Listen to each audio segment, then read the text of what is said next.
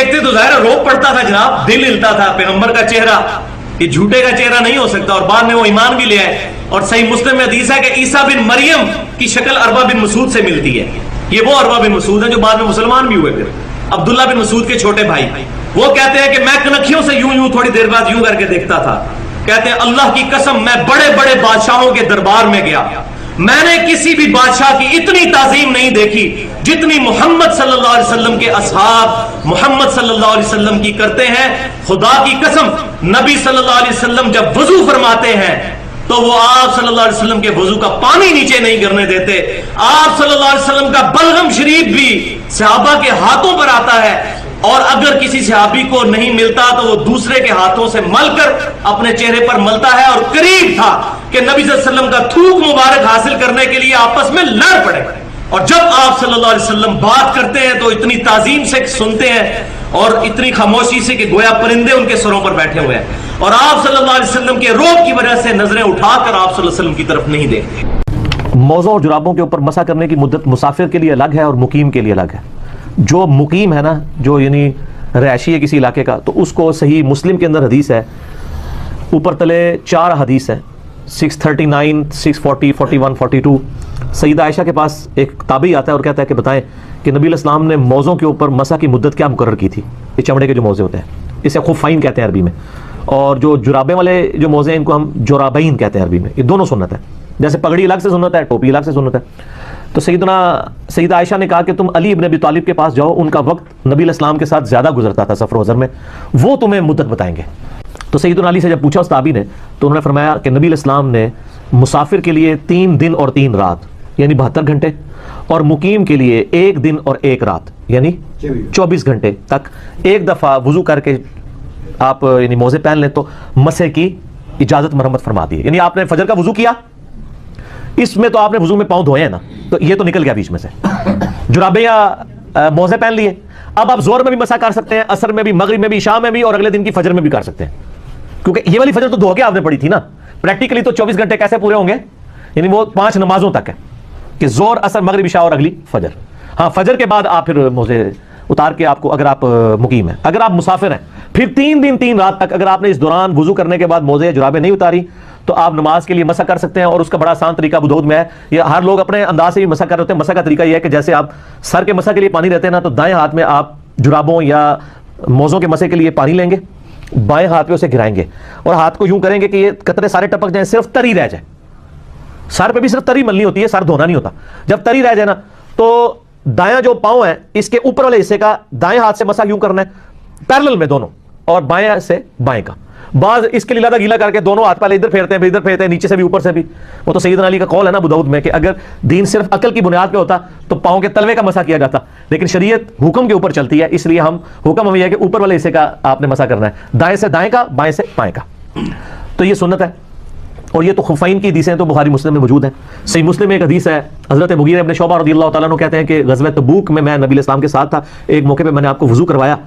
اور کہتے ہیں جب نبی علیہ السلام کے پاؤں دھونے کی باری آئی تو میں آپ کے موزے اتارنے لگا, تو آپ نے فرمایا کہ اس کو چھوڑ دو, میں نے ان کو پاکی کی حالت میں پہنا تھا. تو آپ نے موزوں کے اوپر یوں مسح کیا. پھر جامعہ ترمذی کے اندر آپ کو ایک پورا چیپٹر ملے گا جورابین پہ مسح. اب یہ کیا کرتے ہیں, کہتے ہیں موزے چمڑے کے ہونے چاہیے, چمڑے کے ہونے چاہیے, اور چمڑے والی حدیثیں لادا ہے, جرابوں والی لادا ہے. جورب تو لفظ ہی عربی کا ہے, آپ جا کے عربی ڈکشنری میں لکھے جورب کہتے ہیں کپڑے یا اون کا ایسی چیز جو پاؤں پہ پہنی جاتی ہے, چمڑے کی ہونی ضروری نہیں ہے.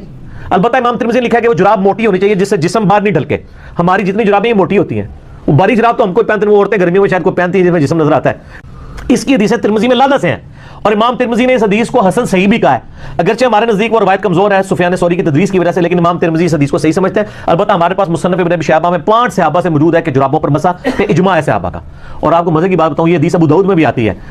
جو دیوبندیوں کی ابو داؤد ہے نا, اس میں انہوں نے نا لکھ دیا کہ ہم بھی جرابوں پہ مسح کے قائل ہیں. امام ترمذی رحمہ اللہ نے اس کے ساتھ ایک واقعہ لکھا ہے کہ امام حنیفہ جس مرض میں فوت ہوئے, مرنے سے 1 ہفتہ پہلے انہوں نے اپنے پاؤں پہ جرابیں چڑھائیں یہی والی, اور پھر ان پہ مسح کیا, اور فرمایا کہ میں نے آج وہ کام کیا جو آج سے پہلے کبھی نہیں کیا. یعنی میں قائل ہوتا ہوں اس بات کا کہ چمڑے کے موزوں کے علاوہ ان جرابوں پہ, ان تک حدیثیں بعد میں پہنچی ہوں گی, تو کبھی امام حنیفہ رجوع کر کے فوت ہو چکے, تسی اور زندہ اللہ جو بندے ہو, تمہارے بزرگ جن کے اوپر آپ کا تکیہ تھا وہ توبہ کر کے فوت ہو چکے ہیں, آپ تو رجوع کرو. تو یہ جرابیں لیں جناب, بے فکر ہو کے جرابوں پہ مسح کریں, ٹھیک ہے. اور یہ بہت بڑی سہولت ہے, فجر پڑھ کے پہن لیں, آپ اگلی فجر تک کر سکتے ہیں. لیکن یہ یاد رکھیے گا, وضو کرنے کے بعد وضو ٹوٹنے سے پہلے پہلے جراب یا آپ نے موزہ پہننا ہوگا, ٹھیک ہوگا. اور جب آپ نے جراب اور موزہ پہن لیا, اب آپ کا وضو ٹوٹ گیا, اب آپ اگلے وضو میں پاؤں نہیں دھوئیں گے بلکہ مسح کریں گے جس طریقے سے میں نے بتایا. لیکن اس دوران جراب یا موزہ اتار نہیں سکتے. ایک بندہ جراب چڑھا لے, اس کے بعد جرابیں اتار دے, جیسے ہی جراب اتاریں گے نا پھر زیرو ہو جائے گا کام. اب وہ کہتے ہیں اتنی موٹی ہوں گے آپ اس کو پہن کے, یہ کوئی مانتے نہیں, یہ خود انہوں نے کہانیاں کری ہیں. وہ کدے قیامت تک تمہیں جراب نہیں لبنی کہ اتنے کلومیٹر تسی پتھریلی زمین تے چلدے رہو پٹڑنا, وہ تواڈے موزے بھی پھٹ جان گے. تسی جراباں دے مسئلے دی گل کر رہے ہو, اسی بغیر جراباں دے بھی مسئلے تے قائل ہاں. وہ مسند ابی داؤد طیالسی کے اندر وہاں پہ موجود ہے کہ حضرت علی نے چہرہ دھویا, دونوں ہاتھ کونیوں سمیت دھوئے, پھر سر کا مسح کیا اور پھر پاؤں کا مسح کیا. ٹھیک ہے نا جی, تسی جراباں دے موزوں پہ روندے ہو. اور دوسری طرف بخاری مسلم میں حدیث موجود ہے کہ نبی علیہ السلام موزوں پر اور پگڑی پر مسح کرتے تھے. ہم ادھر انفیوں سے پوچھتے ہیں یہ پگڑی آپ نے چمڑے کی پہنی ہوتی تھی یا کپڑے کی؟ اسی کے تحت میرا یہ موقف ہے کہ جو عورت ایک دفعہ وضو کر کے حجاب پہن لے نا تو وہ 5 نمازوں تک حجاب کے اوپر بھی مسح کر سکتی ہے, اس کو ضرورت ہی نہیں کرنے کی. کوئی نبی علیہ السلام نے تو پگڑی پہ بھی مسح کیا. ہوں تے تو ہاتھ بن کے یار جراب ہی کر لو, خالی نہ کرو. اس سے نہ وضو ٹوٹے گا اور نہ روزہ ٹوٹے گا. صحیح بخاری میں تعلیقاً موجود ہے, ابن عباس کے قول, مصنف ابن ابی شیبہ, سنن الکبریٰ البیہقی میں ڈیٹیل سے موجود ہے کہ ابن عباس کہتے ہیں کہ جسم میں کوئی چیز داخل کرنے سے روزہ ٹوٹتا ہے, نکالنے سے نہیں ٹوٹتا. تو روزہ بھی نہیں ٹوٹے گا اگر خون کسی کا نکل آئے, نکالے بلڈ ٹیسٹ کے لیے, یا ڈرپ لگائیں گے تو ظاہر ہے وہ داخل کر رہے ہیں, اس سے تو آپ کا روزہ ٹوٹ جائے گا. رہا وضو, تو وضو خون نکلنے سے نہیں ٹوٹتا. خون نکلنے سے, خون جو نکل رہا ہوتا ہے وہ خون پاک ہے, اس کو صرف پینا حرام ہے. جو قرآن حکیم میں کم از کم 4 مقامات پہ ہے کہ تمہارے لیے حرام ہوا خنزیر کا گوشت, بہتا ہوا لہو, مردار, اور وہ حلال چیز بھی جس پہ غیر اللہ کا نام لیا جائے قربان کرتے وقت. یہ 4 چیزیں حرام کی. بہتا ہوا لہو پینا حرام ہے, اور صرف بہتا ہوا جو ذبح کے وقت نکلتا ہے. جو ہڈیوں کے اندر, گوشت کے اندر چمٹا ہوا ہوتا ہے, جو پک جاتا ہے, وہ خون حلال ہے. بہتا ہوا لہو جو ہے وہ حرام ہے پینا, لیکن ناپاک نہیں ہے, وہ پاک ہی ہے. پاک کا ثبوت کیا ہے؟ اصل میں جن لوگوں نے وضو توڑنے کا مسئلہ نکالا یہ امام حنیفہ کا صرف موقف ہے. باقی تینوں اماموں کا اور حدیث کے سارے اماموں کا یہ موقف ہے کہ خون سے وضو نہیں ٹوٹتا. امام حنیفہ نے چونکہ خون کو ناپاک سمجھ لیا تو اس کی کورالری پھر یہ نکلی کہ انہوں نے کہا کہ جتنی ناپاک چیزیں جسم سے نکلتی ہیں نا وہ وضو توڑ دیتی ہیں. وہ کہتے ہیں پیشاب دیکھیں ناپاک ہے, وضو توڑ دیتا ہے. تھوک پاک ہے, تھوک نکلنے سے وضو نہیں ٹوٹتا. ناک کوئی صاف کرتا ہے اسے وضو نہیں ٹوٹتا کیونکہ یہ پاک ہے. تو کہتے ہیں خون چونکہ ناپاک ہے, یہ کورالری انہوں نے بنائی کہ ناپاک ہونے کی وجہ سے اس کا لازمی نتیجہ ہے کہ یہ وضو توڑ دے گا. وہ چونکہ بنیاد ہی غلط ہے کہ وہ ناپاک ہے, یہ غلط ہے. ورنہ تو صحابہ کرام کے لیے مصیبت کھڑی ہوتی, جو بیچارے ہر وقت زخموں میں ہی رہتے تھے, جہادوں میں ہی رہتے تھے, ان کی تو مصیبت کھڑی ہوتی. امام بخاری نے صحیح بخاری میں باقاعدہ باب باندھا ہے کہ خون پاک ہے, اور ابو داؤد میں تو وہ حدیث بڑی مشہور ہے. شروع میں آپ کو پہلے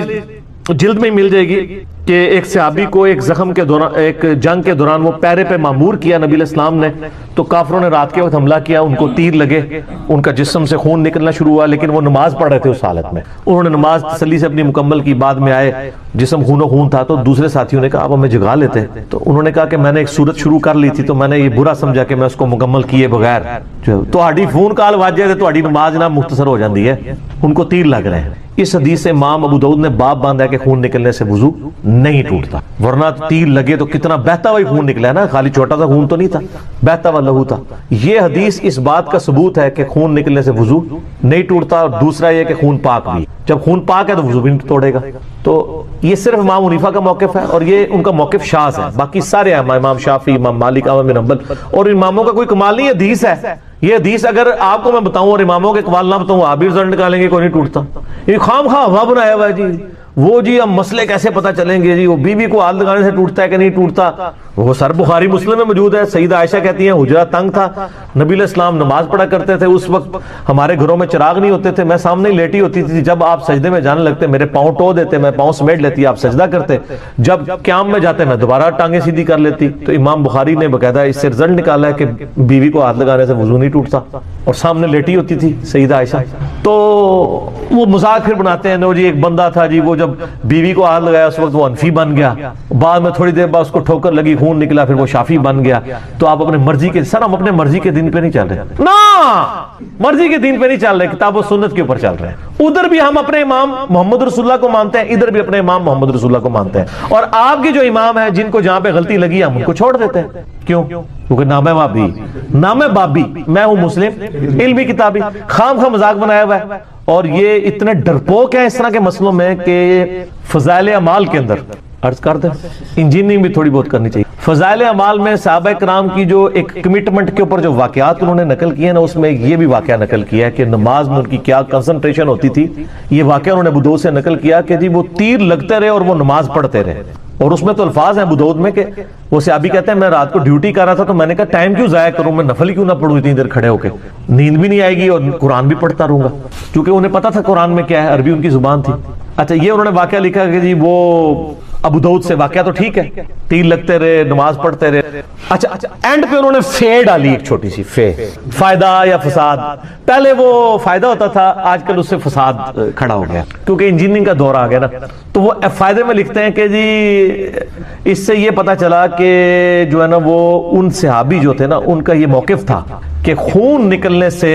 وضو نہیں ٹوٹتا صرف کہانی کرائی اپنے بزرگوں کو بچانے کے لیے اور کہا کہ جی امام شافعی رحمہ اللہ کا بھی یہی موقف ہے کہ خون نکلنے سے وضو نہیں ٹوٹتا ہو سکتا ہے کہ وہ صحابی بھی اسی مذہب پر ہوں جی اتنے بڑے بڑے بلنڈر ہو جاتے ہیں ٹھیک ہے صحابی شافعی کہاں سے ہو گیا ویسے ٹھیک ہی کہتے ہیں پتہ کیوں جنہوں نے لکھا ہے کہ حضرت عیسیٰ علیہ السلام فقہ حنفی پہ عمل کریں گے ہائے ہائے ہائے نا اڑتے ایسی ایسی گلاں آ رہی ہیں تو ہر بندہ پوچھے گا کہ ساڈے بزرگ کتنی کہانیاں پا کے گئے ہیں قاضی ثناء اللہ پانی پتی کا نام سنا میں نا اس کے اوپر بڑا حنفیوں کو مان ہے کہ جی یہ وہ صوفی تھے جو عالم باعمل بھی تھے اور صوفی بھی تھے اور ان سے بھی بڑا جس پہ مان ہے وہ انہی کے بزرگ ہیں آگے پیچھے 1034 ہجری میں مجدد الف ثانی جنہوں نے اپنے آپ کو خود ہی 1000 سال کا مجدد ڈکلیئر کر دیا شیخ احمد سنندی انہوں نے اپنے مکتوبات میں لکھا اور پانی پتی نے بھی نقل کیا ہے اور مکتوبات میں لکھتے ہیں وہ ہم جے پی جی بھی لگا لیں گے انہوں نے اپنے مکتوبات میں لکھا ہے کہ ہمارے بزرگوں نے تو کشف کے ذریعے دیکھا ہے کہ حضرت عیسیٰ علیہ السلام بھی جب اتریں گے نا قرب قیامت میں وہ بھی فقہ حنفی کے اوپر عمل کریں گے وہ توڑا مسئلہ نے ہوڑی کھوڑ گیا ہے اثر وہ اب غلطی ہوگی ان کو بتائیں کہ وہ فقہ حنفیہ بریلویہ پہ عمل کریں گے یا فقہ حنفیہ دیوبندیہ پہ سر نا پرانیاں گلاں ان نویاں گلاں نے اے بھول گئے تواڈے بزرگ لیکن بزرگوں کو کیا پتا تھا بزرگوں کو علم غیب تو نہیں ہوتا ان کو کیا پتا تھا کہ یہ پھر دو تے ہن تک بنے نے ہو سکتا ہے اور اگے دو پھر بڑھ جان پتہ نہیں آگے کتنے بنے تو لکھا فقہ حنفی کے مطابق عمل کریں گے اور کشف کے ذریعے ہمارے بزرگوں نے دیکھ لیا پھر یہ کہانی جب کرائی تو پھر شرم آئی کہ یار لوگ کیا کہیں گے کہ یہ آپ کیا کر رہے ہیں تو ان کا نہیں وہ اصل میں وہ بھی اجتہاد کریں گے اور ان کا اجتہاد امام حنیفہ سے مل جائے گا لیکن سر امام حنیفہ سے ملنا کافی نہیں ہے امام حنیفہ کے کس بچے کے ساتھ ملے گا جو